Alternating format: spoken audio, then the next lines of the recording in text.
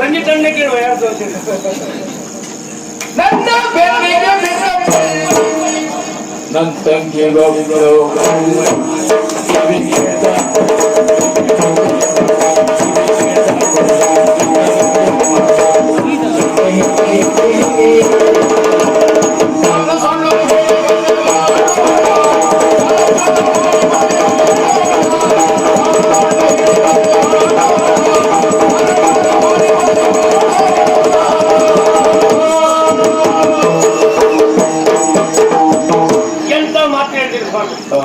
ನೀವ್ ಹೇಳಿದ್ 100ಕ್ಕೆ 100 ಏನದು ಮದುವೆ ಮಾಡಿಸ್ಬೇಕು. ಮದುವೆ ಮಾಡುವತ್ತಿ ಸುಳ್ಳು ಹೇಳುದಲ್ಲ, ಮದುವೆ ಮಾಡಿಸುವಾಗ ಸುಳ್ಳು ಹೇಳುದು. ಮದುವೆ ಮಾಡುವತ್ತಿ ಹೇಳುದೆಂತ ಅದು ಮಂತ್ರ, ಮತ್ತೆಂತ ಇದು ಸುಳ್ಳು ಹೇಳು ಮಂತ್ರವೂ ಸುಳ್ಳು ಹೇಳುದ ಹಾಗಲ್ಲ. 1000 ಸುಳ್ಳು ಹೇಳಿ ಮದುವೆ ಮಾಡಿಸ್ಬಹುದು, ಮಾಡಿಸ್ಬೇಕು. ಸುಳ್ಳಲ್ಲ. ಇದು ಹೇಳಿದ್ ಯಾರು ನಿಮ್ಗೆ ಕೇಳ್ರಿ, ಇದನ್ನ ಬರ್ಕೊಟ್ರೆ ರಂಜಿತ್ ಶೆಟ್ರು ಅಂದ್ರು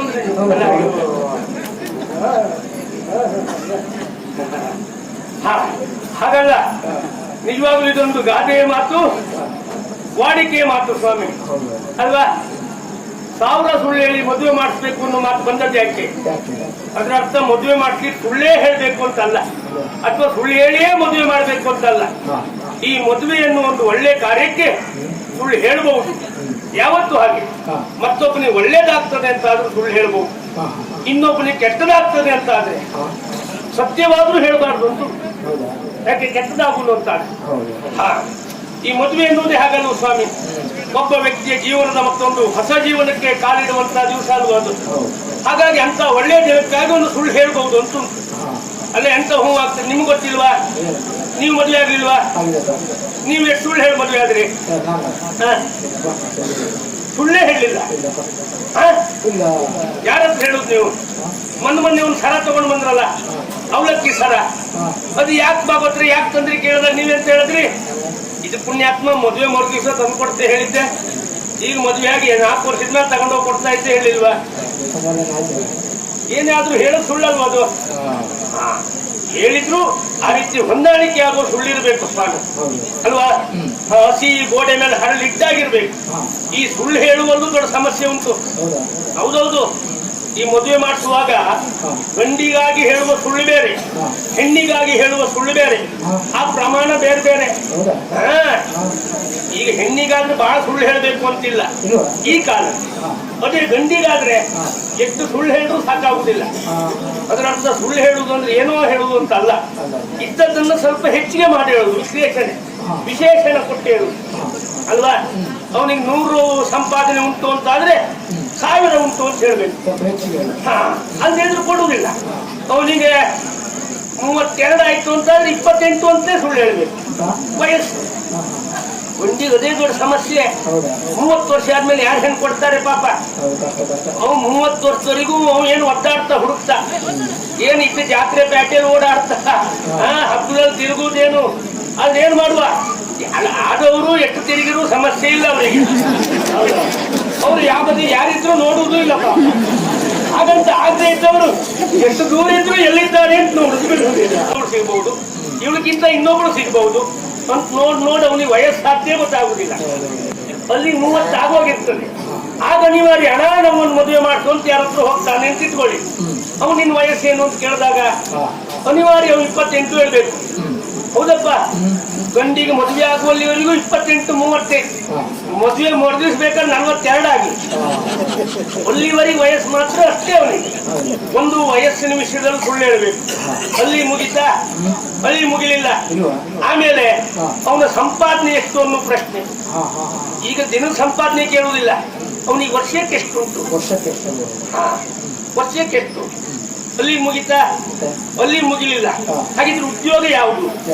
ತಾಂತ್ರಿಕವೋ ವೈದ್ಯಕೀಯವೋ? ಆ ಪ್ರಶ್ನೆ ಬರ್ತದೆ.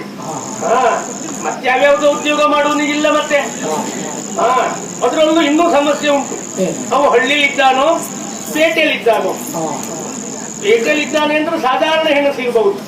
ಅವ ನಮ್ಮ ರಾಜ್ಯದಲ್ಲೇ ಇದ್ದಾನೋ ಹೊರ ರಾಜ್ಯದಲ್ಲಿದ್ದಾನೋ ಅವಾಗ ಒಂದ್ ಸ್ವಲ್ಪ ಹೆಚ್ಚಿಗೆ ಹೆಣ್ಣು ಸಿಗ್ಬಹುದು. ಅಂದ್ರೆ ಹೆಚ್ಚಿಗೆ ಅಂದ್ರೆ ಬಹಳ ಅಲ್ಲ, ಮತ್ತು ಒಳ್ಳೆ ಹೆಣ್ಣು, ಒಳ್ಳೆ ಇವಳು ಸಿಗ್ಬಹುದು. ಅವು ಹೊರ ರಾಜ್ಯ ಅಲ್ಲ, ಹೊರ ದೇಶದಲ್ಲಿದ್ದಾನೋ ನಮ್ಮ ದೇಶದಲ್ಲಿದ್ದಾನೋ, ಕೊಟ್ಟಾದ್ರೆ ಯಾರು ಕೊಟ್ಟ. ಹಾ ಪಾಪ ಕೆಲವು ಅಪ್ಪ ಅಮ್ಮ ನೋಡ್ಬೇಕು, ಮದುವೆ ಆಗೋಲಿವರೆಗಾರು ಮಗನೊಂದು ಸ್ವಲ್ಪ ಪೇಟೆ ಕಳ್ಸೋದು, ಪಟ್ಟಣದಲ್ಲಿ ಉಳ್ಕೊಡ್ಬಾ ಅಂತ ಹೇಳಿ ಕಳ್ಸೋದು, ಅದು ಸಮಸ್ಯೆ ಆಯ್ತಲ್ಲ. ಆ ಪಟ್ಟಣದಲ್ಲಿ ಉಳಿದವರಿಗೂ ಸಮಸ್ಯೆ ಆಯ್ತು. ಎಲ್ಲಿ ಯಾವಾಗ ಒಂದು ಮಾರಕ ರೋಗ ಬಂತು ನೋಡಿ, ಅಲ್ಲಿದ್ದವರು ಯಾವಾಗ ಹಳ್ಳಿ ಬದಿ ಬಂದ್ರು ನೋಡಿ, ಅವಾಗ ಹೆಣ್ಣು ಕೊಡೋರು ಸ್ವಲ್ಪ ಯೋಚನೆ ಮಾಡ್ತಾರೆ. ಅವು ಪಟ್ಟಣದಲ್ಲಿ ಇದ್ರೆ ಸಾಕಾಗುದಿಲ್ಲ, ಅವನಿಗೆ ಏನಾದ್ರು ಹಳ್ಳಿಲೂ ಏನಾದ್ರು ಮನೆ ಉಂಟ ಜಾಗ ಉಂಟ ಅಂತ ವಿಚಾರ ಮಾಡ್ತಾರೆ. ಯಾವಾಗ ಅದು ಬಂದದಕ್ಕೆ ಪಟ್ಟಣ ಉದ್ಧಾರ ಆಯ್ತಾ ಇಲ್ಲೋ ಗೊತ್ತಿಲ್ಲ. ಇವತ್ತಿಗೂ ಹಳ್ಳಿ ಹಳ್ಳಿ ಎಷ್ಟು ಉದ್ಧಾರ ಆಯ್ತು ಅದನ್ನ ಗೊತ್ತುಂಟ. ಎಲ್ಲಿ ಹೋದ್ರು ಯಾವ್ದು ಬೇಕೋ ಅದು ಉಂಟು ಹಳ್ಳಿಯಲ್ಲಿ. ಯಾಕೆ ಅಲ್ಲಿದ್ದವರೆಲ್ಲ ಇಲ್ಲೂ ಸ್ಥಳ ತಗೊಂಡ್ರು. ಅದು ಕೇಳುದು ಇಷ್ಟಕ್ಕೆ ಮುಗಿತ, ಇಲ್ಲಿಗೂ ಮುಗಿಲಿಲ್ಲ. ಆ ಗಂಡಿಗೆ ಅಪ್ಪ ಅಮ್ಮ ಇದ್ದಾರ ಅನ್ನೋ ಪ್ರಶ್ನೆ. ಈ ಅಪ್ಪ ಅಮ್ಮ ಇದ್ದಾರ ಅಂತ ಮದ್ವೆ ಆಗ್ಲಿಕ್ಕೆ ಕೇಳುವರು ಯಾರು? ಒಂದು ಅಪ್ಪ ಅಮ್ಮನಿಗೆ ಹುಟ್ಟಿದ ಹೆಣ್ಣೆ ಅಲ್ವಾ ಕೇಳುದು. ಮದ್ವೆ ಆಗೋ ಗಂಡಿಗೆ ಅಪ್ಪ ಅಮ್ಮ ಇದ್ದಾನ ಅಂದ್ರೆ ಅತ್ತೆ ಮಾವ ಇದ್ದಾರ ಅಂತ ಕೇಳುದು. ಅತ್ತೆ ಮಾವ ಇದೆ ಪಾಪ ಇವ ಆಗ್ತಾನೆ ನೋಡಿ. ಅಲ್ಲಿಗೂ ಮುಗಿಲಿಲ್ಲ, ಅವನಿಗೆ ಅಣ್ಣ ತಂಗಿ ಇದ್ದಾರ. ಇಷ್ಟೆಲ್ಲ ಸಮಸ್ಯೆ. ಇದಿಷ್ಟನ್ನು ಇರ್ಲಿ ಇಲ್ಲದೆ ಹೋಗ್ಲಿ ಅದಕ್ಕೆ ಸೇರಿಸಿ ವಿಶ್ಲೇಷಣೆ ಮಾಡಿ ಹೇಳಲೇಬೇಕು ಗೊತ್ತುಂಟ. ಅಷ್ಟೆಲ್ಲ ಸುಳ್ಳು ಹೇಳಬೇಕು. ಇಷ್ಟಕ್ಕೆ ಮುಗಿತದ? ಗಂಡಿಗೆ ಹೆಚ್ಚು ಕಡಿಮೆ ಇಟ್ಟು ಸಾಕಾಗ್ತದೆ. ಅದರಲ್ಲೂ ಈಗ ಸಮಸ್ಯೆ ಉಂಟು ಸ್ವಾಮಿ. ಇನ್ನು ಹೇಳ್ಬೇಕಾದ್ರೆ ಹೆಣ್ಣಿಗೆ ಸುಳ್ಳು. ಹೌದೌದು, ಹೆಣ್ಣಿಗಾದ್ರೂ ಬಹಳ ಸುಳ್ಳು ಹೇಳುವ ಅಗತ್ಯ ಇಲ್ಲ. ಏನ್ ನೋಡ್ಲಿಕ್ಕೆ ಹೇಗಿದ್ದಾಳೆ, ಮತ್ತೆ ಬಹಳ ಓದಿದ್ದಾಳೆ ಬಿಟ್ಟಿದ್ದಾಳೆ ಪ್ರಶ್ನೆ ಇಲ್ಲ, ಬಹಳ ವಿಶೇಷ ತರ್ಕ ಮಾಡುದಿಲ್ಲ. ಯಾರು ಒಂದು 3-4 ಸುಳ್ಳು ಹೇಳಿದ್ರೆ ಸಾಕಾಗ್ತದೆ. ಹೇಳುವ ಅನಿವಾರ್ಯತೆ ಬಂದ್ರೆ ಫಸ್ಟ್ ಹೇಳಿದ್ರೆ ಸಾಕಾಗ್ತದೆ. ಈ ಕೆಲವೊಮ್ಮೆ ಹೆಚ್ಚಿಗೆ ಸುಳ್ಳು ಹೇಳುವುದು ಯಾರು ಕೇಳಿ, ಈ ಮದುವೆ ಮಾಡ್ಕೋ ಮಧ್ಯವರ್ತಿಗಳೇ.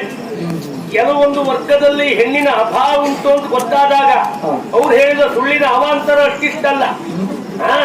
ಯಾವುದೋ ವರ್ಗದ ಹೆಣ್ಣನ್ನು ಯಾವುದೋ ವರ್ಗದವರಿಗೆ ತೋರಿಸು, ಅದಕ್ಕೆ ಪಾಪ ಜಾತಕ ಇರುವುದಿಲ್ಲ, ಏನೂ ಇಲ್ಲ. ಇವರು ಅವಳೊಂದು ಹುಟ್ಟಿದ ವಾರದ ಹೆಸರಲ್ಲಿ ಪಾಪ ಅವಳಿಗೆಲ್ಲ ಅವರ ಜಾತಕ ಮಾಡಿ ಈ ಗಂಡಿ ತಗೊಂಡೋಗಿ ಕೊಡುದು. ಅವು ಆಮೇಲೆ ಹೆಣ್ಣು ನೋಡ್ಲಿಕ್ಕೆ ಅವ್ರ ಮನೆಗೆ ಹೋದ್ಮೇಲೆ ಗೊತ್ತಾಗುದು, ಓಹೋ ಇದು ಬೇರೆ ವರ್ಗ ಅಂತೇಳಿ. ಅಷ್ಟೆಲ್ಲ ಸುಳ್ಳು ಹೇಳುವಲ್ಲಿ ಉಂಟು ಗೊತ್ತುಂಟ. ಆದ್ರೂ ಒಂದು ನಿಮ್ ಲೆಕ್ಕದಲ್ಲ ಎಂತ ಮಾಡ್ಕೊಂಡ್ರಿ, ನಾನು ಇಷ್ಟೆಲ್ಲ ಹೇಳೋದು ನೋಡ್ತೇನೆ. ಕಣ್ಣಂಗಿದ್ದೆ ಅಲ್ಲ, 100 ಅವರು ಮದುವೆ ದಲ್ಲಾಳಿ ಅವರು. ಹಾಗಾಗಿ ಮೊದ್ಲೇ ಕೇಳ್ಕೊಂಡೆ ನಿಮ್ಗೆ ಆಗಿದೆಯಾ ಇಲ್ವ ಅಂತೇಳಿ. ನಿಮ್ಗೆ ಆಗಿದೆ ಅನ್ನೋದು ನಿಮ್ಮಿಂದ ನಮಗೇನು ಲಾಭ ಇಲ್ಲ ಅಂತ ನಾ ಸುಮ್ಮನೆ ಮಾತಾಡ್ತಾ ಇದ್ದೆ. ಸುಳ್ಳು ಹೇಳುವಲ್ಲೂ ಹೇಗಾಗಬೇಕು, ಮುಂದೆ ಹೊಂದಾಣಿಕೆ ಆಗುವಾಗಿರ್ಬೇಕು ಅಂತ. ಪುಣ್ಯ ಹತ್ತು ಮನೆ ನಿಮ್ಗೆ ಸಂಪೂರ್ಣ ಅರೆವಳೆ ಹಾಕಿ ಹೊಡ್ಡಿಲ್ಲ. ನೀವು ಗಂಡಸೊಂದು ಆದ್ರೂ ಸಾಕಾಗಿತ್ತು ಒಂದು ಆಗ ಹೇಳ್ದವ. ಈಗ ಸತ್ಯ ಹೇಳ್ತೇನೆ ನಾನು, ಅದ್ಯಾವುದು ನಂದಲ್ಲ, ನಾ ಗಂಡಸು ಮಾತ್ರ ಹೌದು ಅಂತ. ಅಲ್ಲಿ ನೋಡಿ ಹೇಳಿದ ಸುಳ್ಳು ಪರಿಣಾಮ ಕೊಡ್ತು. ಅಲ್ಲಿಗೆ ಒಪ್ಪುದ್ನ ಇಲ್ಲ, ಮದುವೆ ಒಳ್ಳೆ ರೀತಿ ಆಯ್ತಾ ಇಲ್ವಾ? ಇಷ್ಟು ಹೌದು ಸ್ವಾಮಿ, ಎಲ್ಲ ಸುಳ್ಳು ಹೇಳಿಸಿ ನಾವು ಊರ್ ಮೇಲೆ ಇದ್ದವರಿಗೆಲ್ಲ ಮದುವೆ ಮಾಡ್ತಿದ್ದೆ. ಆದ್ರೆ ನಾನು ಸುಳ್ಳು ಹೇಳ್ತೀನಿ ಅಂದ್ರೂ ಬೇಡ ಹೇಳ್ತಾ ಇದ್ದಾರೆ ಪಾಪ. ಆದ್ರೆ ನಮ್ಮನೆ ಒಳಗೆ ಸಮಸ್ಯೆ ಉಂಟು.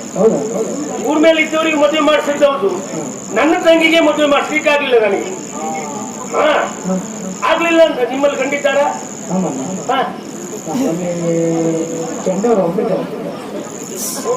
ಹೇಳ್ತಾ ಇದ್ದಾರೆ, ನಮಸ್ಕಾರ ಮಾಡ್ತಾ ಇದ್ದಾರೆ. ಹಾಗಲ್ಲ, ಅಯ್ಯೋ ಒಳ್ಳೆ ಹೆಣ್ಣು ಆಯ್ತು. ಹೌದೌದು, ನೀವ್ ಹೇಳಿದ್ರೆ ಅರೆವಳೆ ಸಂಜೀವನ್ನ ಕೇಳ್ತೆ, ಯಾರಿದ್ದಾರೆ ಕೇಳ್ತೆ. ಅವ್ ಹೇಗಿದ್ರು ಎಲ್ಲ ಕಡೆ ಗರಗರ ತಿರುಗ್ತ ಎಲ್ಲ ಗೊತ್ತಿರ್ತದೆ ಅವನಿಗೆ. ಹೌದೌದು, ಹೆಣ್ಣು ಅಂದ್ರೆ ಹೇಗೆ, ಚಂದ ಅಂದ್ರೆ ಚಂದ, ತೆಳ್ಳಗೆ ಬೆಳ್ಳಗೆ, ನೋಡ್ಲಿಕ್ಕೆ ದಕ್ಷಿಣ ಇದ್ದಾಳೆ, ಕಣ್ಣು ಕಿವಿ ಮೂಗು ಬಾಯಿ ಎಲ್ಲ ಉಂಟು ಸ್ವಾಮಿ. ಹೌದೌದು, ಎಲ್ಲ ಉಂಟು. ಆದ್ರೆ ಒಂದು ಕಿವಿ ಕೇಳುವುದಿಲ್ಲ ಅಷ್ಟೇ ಅವಳಿಗೆ ಅಂತ ಹೇಳುದು ನೋಡ್ರೆ ನೀವೇ ಆಗೋ ಲಕ್ಷಣ ಹೋಗಿದ್ದಾಗ ಉಂಟಪ್ಪ. ಕಿವಿ ಒಂದು ಕೇಳುವುದಿಲ್ಲ ಬಿಟ್ರೆ ಮತ್ತೇನು ಸಮಸ್ಯೆ ಇಲ್ಲ. ಹೌದೌದು, ಯಾರಿಗೆ ಮದುವೆ ಮಾಡಿಸೋದು ತಲೆ ಬಿಸಿ ನನಗೆ ಇದಕ್ಕೂ ನಾನು ಯಾರು ಗೊತ್ತಾಯ್ತಾ? ಅಯ್ಯ ನಾನು ಎಲ್ಲರ ಬಾಯಲ್ಲೂ ಇರುವವನೇ, ಮತ್ತೆ ನನ್ನ ಹೆಸರು ಎಲ್ಲರ ಬಾಯಲ್ಲೂ ಉಂಟು ಗೊತ್ತುಂಟಾ? ಹೌದೌದು, ಹಾಗಿದ್ದರೆ ನನ್ನ ಹೆಸರು ಏನು? ನನ್ನ ಹೆಸರು ಮಾರುತಿ.